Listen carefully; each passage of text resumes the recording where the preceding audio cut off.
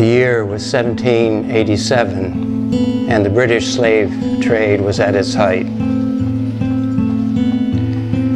British ships sailed from Africa with cargoes of men and women in their holds.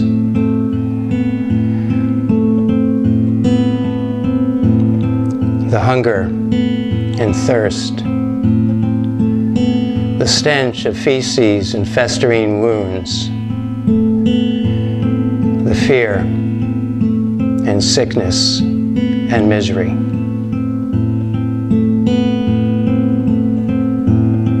These once free men and women arrived in the colonies to endure unspeakable pain and degradation.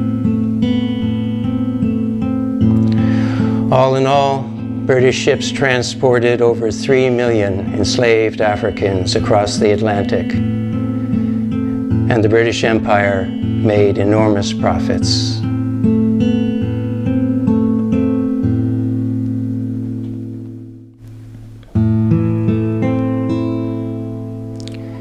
It was in that year of 1787 that a small group of Quakers said, "This must stop."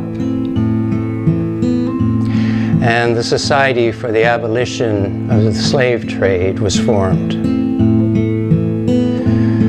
A man named Thomas Clarkson, a woman named Hannah More, people of honor and ethics, writing poems and pamphlets, organizing committees, and encouraging hundreds of grassroots activists,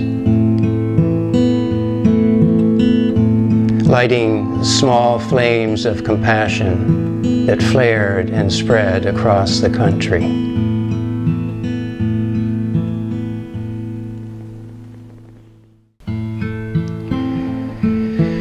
Two years later, a growing abolition movement stood up against the wealthy merchants, the West Indian planters, and His Royal Highness King George III.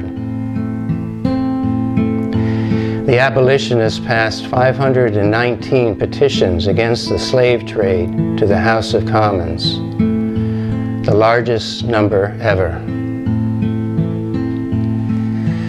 From lone voices in a wilderness of profiteering to a movement that brought a nation from apathy to action.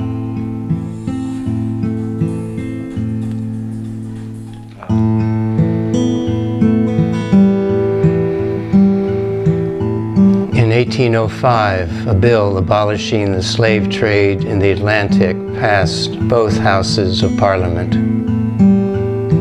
In years that followed, a popular movement grew to reform the British Parliament.